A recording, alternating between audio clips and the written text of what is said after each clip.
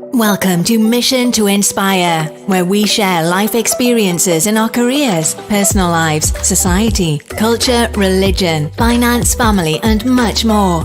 Meet your host, Shola Ajibade, as she takes you on a ride to fuel your inspiration. Hi, everyone. Welcome to Mission to Inspire. My name is Shola, and we've got a very special guest here with us today. Her name is Daphne. Daphne Jones, she is an author. She's a podcaster, just like myself. Hell yeah. She's got YouTube. She's an author. She's a financial educator. She is also a Bitcoin nerd, and she actually encourages the Gen X women. So if you don't know what the Gen X women, what they are those women born between 1965 and 1980. Entrepreneurship, she believes that the Gen X women can grow their wealth, and she's actually helping them do that, actually. She's also a life insurance agent, and a mission, which I think is a very big one. God help us. Our mission is to be able to connect 1 million women with their best financial life. And I think that is huge, but it is encouraging for her to be able to do that. Welcome so much onto our show. Welcome. Hey, thanks for having me. It's great to be here.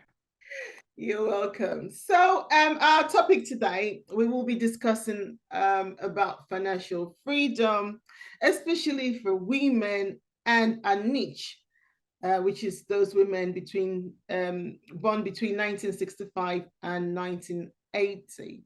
So, before we dive in completely, can we just know you a little bit more? Can you tell us a little bit about yourself, Daphne? Sure. As I said, YouTuber, podcaster. I had a great podcast, Grown Women, Growing Wealth. My partner and I, we did like 3 seasons, got about 75 episodes. Wow. It's available wherever you listen to podcasts. That's Grown Women, Growing Wealth. We talked to GenX entrepreneurs who had stepped out, later. This was like their second iteration of what they were going to do with their financial lives, and they decided to open a business. I've got my YouTube channel, which is just me, and just cover financial topics. I talk a lot of life insurance, which I think is just foundational. I talk about tech, which I think is a great way for women to earn higher salaries, which is, that's the start. That's the root of some financial issues that women particularly tend to have, and it's the income they generate from employment, and tech helps solve that. Wow. That is so good though, because we all do different things, but helping women to become financially free, financially independent through what you do is very good, because then they can find their feet, they're able to do things on their own financially, which they may not have been able to do. So I think that is really encouraging. Yeah. Money touches every aspect of our lives, from how we feed our children, the opportunities we can offer them. Because as women, have you ever heard of the microloans? Yes, I have. Right. Yeah. Okay. And they found that when women receive the microloans, they start businesses. Well, hence the purpose of the loan. But the first thing they tend to do is within their families, is to stabilize the food situation. Then they move on to housing, and then the third thing is educating their children. So home focused more so than, say, some differences among when the other side starts businesses and so forth. And so we need to focus, as women need to focus on our money and starting to earn and things of this nature sooner. And because we've got a different set of values, they're not better or worse than the other gender. They're just different, and those need to be taken into account, and you act accordingly. So yes. Very right. So very rightly said as well. Thank you so much for sharing that. Can you actually tell us or talk us through the challenges we as women face in the financial world and how we can overcome them. Well, I guess again, it goes back to earning, the amount of income earned, and then women have particular challenges, which I think feeds into the amount earned. Right.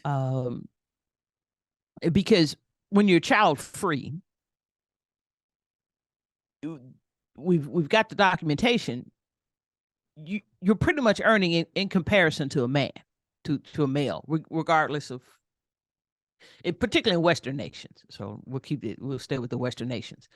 The income disparity comes in when you start having children. Because you're taking time off from work.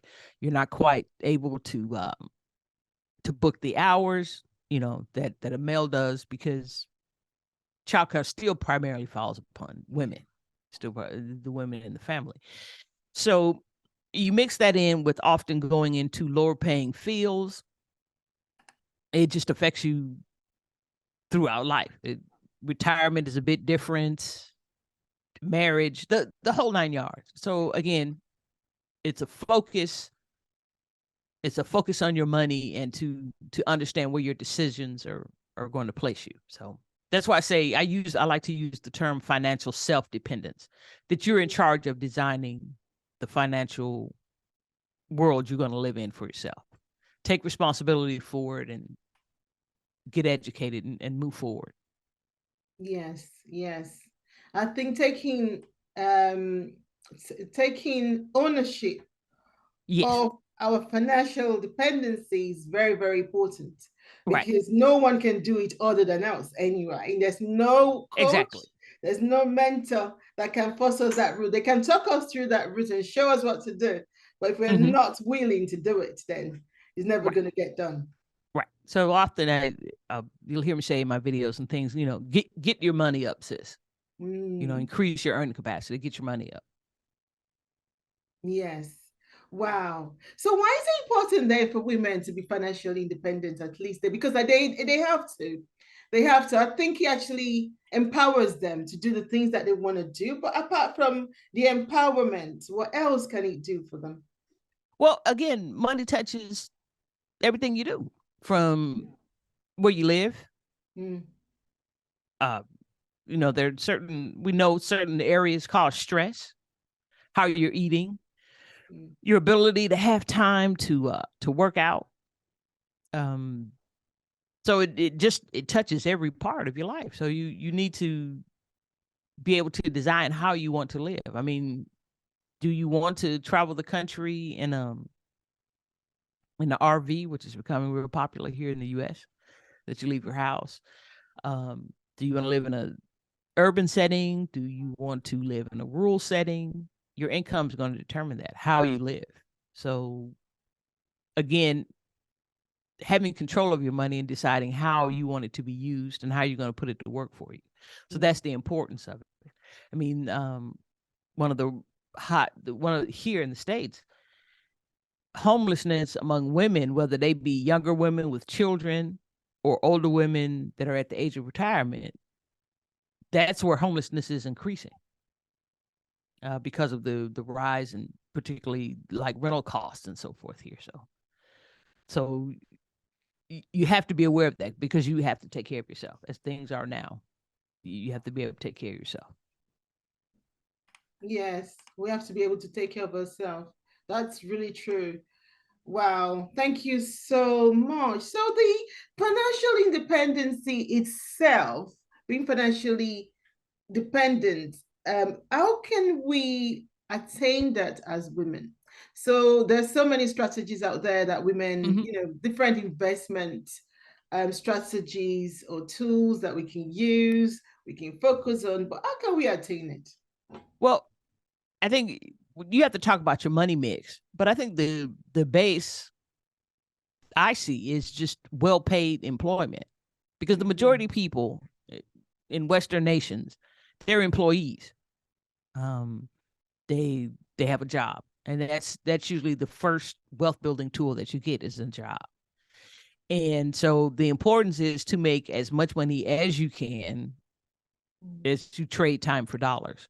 And that's why we get the the third leg of the tripod, which is tech. And tech pays very well. So there isn't a bar to entry. I think as far as like gender and ethnicity, nationality is concerned, tech has very few bars to entry in that sense. If you possess the knowledge verified by certifications, that gets you in the door to get the interview, and that gets you the position. I mean, you're there, you're interviewing.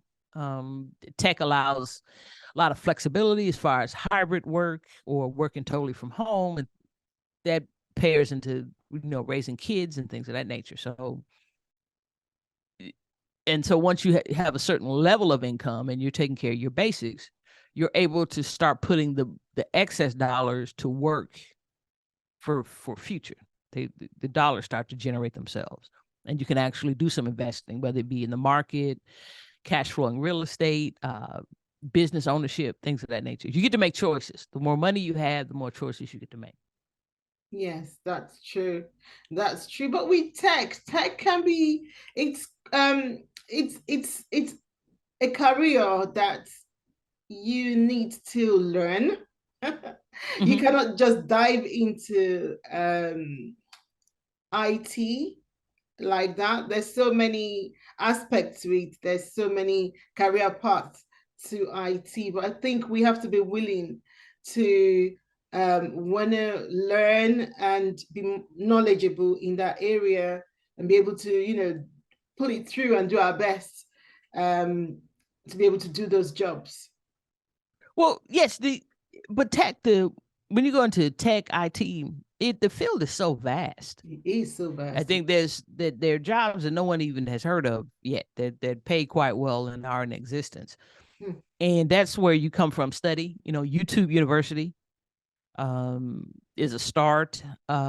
Actually getting out of the house, going to going to meetup.com and actually finding meetings of, you know, just put in tech or IT and going to some local meetings, Eventbrite and things like that. Because there are resources that are online that are free or very low cost. We're talking like $10, $15 to take courses on Udemy. And the various platforms, I can think of, like Cisco has a free site, Skills for All, where they're actually teaching. Salesforce has the same. Amazon Web Services also has a platform. So, and it can be, again, totally tech focused like that. There's Google has trainings that are free. Heck, even QuickBooks has training that's free. Wow. In the future, you know, there's going to be a need for tax preparers, certified tax preparers, and bookkeepers, online bookkeeping, things like this. So the internet, tech itself is just offering a growth area. You do have to, it does take focus and it does take effort. So nothing valuable is given away. Nothing is free. Right. Nothing valuable is given away, but it makes a difference in what you're earning, what you earn. It makes a difference what you earn over time. So that's true. Rightly said. But in terms of the strategy, what should we, or what do we need to maintain this financial independence? So now I've gone to learn, and I'm knowledgeable. I've got a job, I'm earning well. What do we need to maintain it? Well, I think sometimes it could get into people's head. Right. I think the next thing is to you're always educating yourself. You're always reading, but some really basic stuff is keep the consumer debt low. Right. You shouldn't be afraid of debt, as some folks teach, because there's some good debt. Cash flowing real estate. You may have bought a truck, a commercial truck, and you've got a person in there driving it for you, making deliveries or whatever business that is. And so there requires the acquirement of debt, say, to get those things. So that's acceptable, but you have a business that's paying the debt. You're not paying the debt personally. So, but keeping the consumer and, of course, the student loan debt to a minimum. Because remember, to get into tech, you don't necessarily need a college degree up front. That's true. And it may come into play later, but then again, you're making more money, so you can start paying out of pocket for your degree. So I think that is the basic. Is keeping the debt, the consumer debt burden low as possible. And that comes with having more money. You're not using your credit card to buy food with, and because that does occur at times. Yes. And so when you're in groups, you start picking up information, and between the new information you're learning and the information you've already garnered, you start coming up with a financial strategy. It's it's decisions to come up with a financial strategy. And not just float along, not just being a bumper car person. You don't want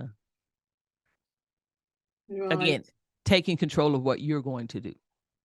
Right. So we just need to take control of what we're going to do. So we need to plan it out, isn't it? We need to know what we're doing, how we're doing it, and how we spend, or what we spend, and what we're spending.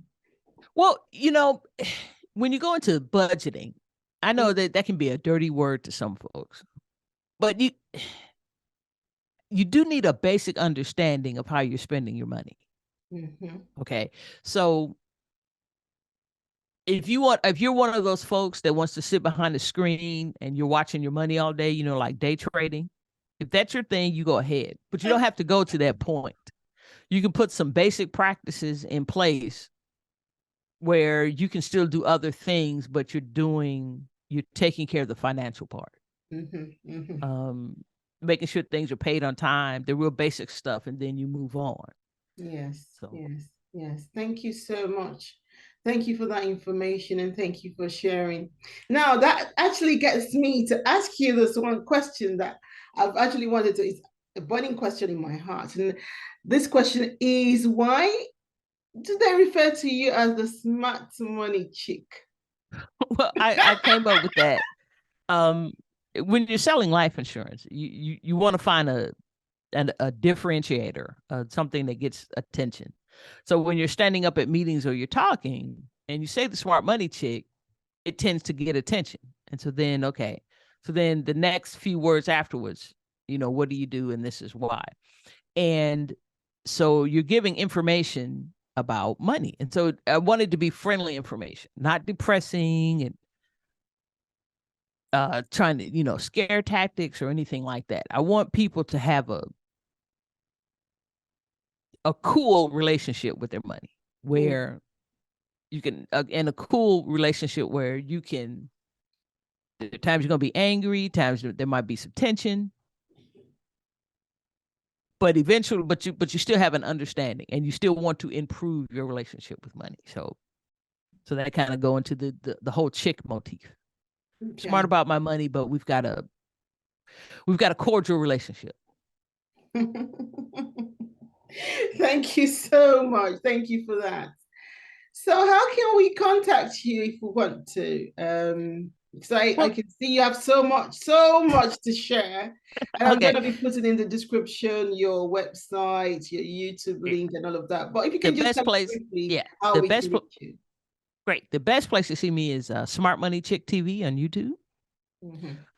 In the description below, it'll usually have my LinkedIn. Not LinkedIn, sorry, Linktree, which has all my links on it. And then the next place, if you're not too much of a YouTuber, is Instagram, the Smart Money Chick. I answer my DMs. You can see what's going on. I pop in there doing lives sometime, reels, that sort of thing. So that's the best way right now. And we're developing. I'm getting better about the webpage. I'm going back to paying attention to it. So.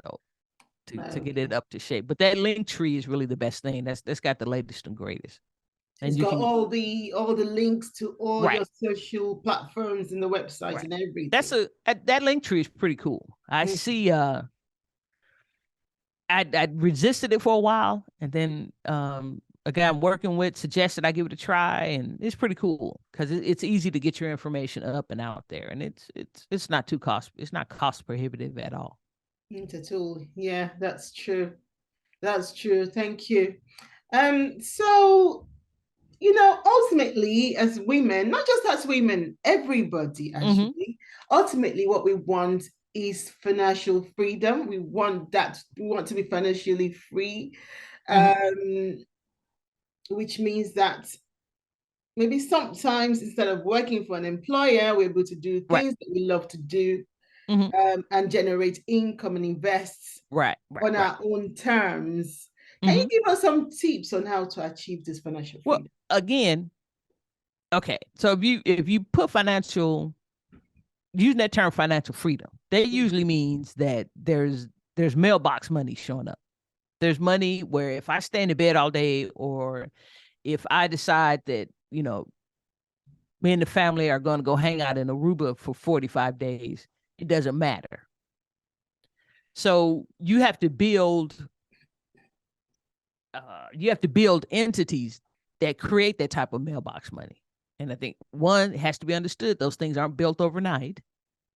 They're not built overnight. And you do have to build them. So again, you make a choice, because it's all about choice. And from what I see is women in the West, that's what we've been arguing about for a long time. We want the right to make choices for ourselves. Okay, so the choice is that you're going to work to build that quote financial freedom. So it's not going to be instantaneous. There isn't a magic class you can take, or my husband often teases me, magic beans. we're gonna show up and it's just poof. There's a chest full of gold sitting on the front porch. So how are you going to go back? What is your plan? And then remember, as you're working this plan, you're going to make some mistakes. There's going to be some things that you're going to be, man, I didn't see that coming. But you still got to keep working. And it's okay to pivot, because you're going to get more information. So that's where we are. And I call it a money mix, where you have a mixture. You've got the basis, some well-paid employment, cash flowing real estate, some type of business interest, whether you're running it yourself or you're part of a group that you're gaining income from, and dividend producing stocks. So, and that's how you reach that point where at some point you can disappear for 30, 40 days, and it doesn't matter. Or to the point where all I want to do is play with my grandkids. That's it. I play with my grandkids. I'm the cool grandma. Oh, that is so cool. You don't look that old, to be honest. No grandkids yet. Early. Right. But when you say financial freedom, that is what it goes back to mailbox money. I want money that just shows up. And the machine that does that puts mailbox money, you got to build it first. And so that's what I'm saying. And it takes time. And often, out here on YouTube, it's like, oh, if you just do this for 10 days, poof, the special secret LLC, or the special this, or the special handshake webinar. Right. So just that it's going to take some time. And what I often want to point out to women my age, Gen Xers, it's not too late. You're here, you're breathing, you got time. We can get this done. Might have to accelerate it a bit, depending on when you actually want to just sit on your porch, or you may never just want to sit on your porch, but you can't do that. So that's just what I'm putting out there. It's not too late. You can adjust what went on before and overcome it. Right. Thank you so much for that. Thank you for the tips. One last question. The GenX women, that is actually your niche. Why have you chosen that? Well, because I'm a Gen Xer. And so I can speak to us. And this, as you know, you have to focus on something, or you're not focusing on anybody. That's true. So the same thing applies to millennial women. And who's behind them? The Z's. I don't know what they're calling the folks behind them. Woman baby is boom. Woman. What the baby boomers? That's my mom and them. They're up there, and they came along at a great time. So they pretty much got their stuff set. If they just halfway paid attention, they're doing okay, because that's the world they were living in. what I'm telling Gen Xers, and I think it's even more acute for the millennials and then the ones that are in their 20s now, the Zs, you got to pay attention. Because so many, for instance, the boomers, the social, many of the social programs and the type of economy that those boomers lived in, that doesn't exist anymore. There were so many of them that they created their own economy because it was so many of them, the jobs and things of this nature and wage growth and all of that. Okay. Them folks back there that are coming from me to further back, us, they're going to be living in a very different world, and you're going to have to pay attention. The pensions and things of that nature, they're going away now. The millennials are not going to see that. And the Zs, and even to the point where government, they're even talking about trying to adjust the social safety net here in the U.S. So they're really going to have to pay attention. They're going to have to give it some focus. Yeah. Wow, that is really deep. Thank you so much. I don't want to leave you on doom and gloom, but at the same time, it's a great time because of tech. The fact that we can sit here and just have a normal conversation and look at each other. You're in London. I'm in Texas. This is crazy. This is great. This is crazy. So, and therefore, so it's created a whole new area to earn income. It's created a whole new thing, whether it be the entrepreneurial bent, owning the YouTube channel, or working on the tech that keeps this type of thing going.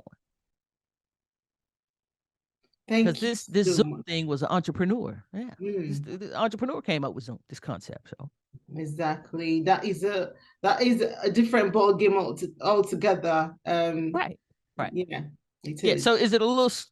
Living is scary. Sure, it is, but it's a lot of opportunity out there if you just want to. Yes, there are a lot of opportunities out there. Mm-hmm. Yes, and we just have to be able to go out and grab them and yes. Yeah. We have to be willing. So we've heard it all. Just giving us all the tips and advice, and we say thank you so much for coming onto our show. Thank you so much. Hey, thanks for having me.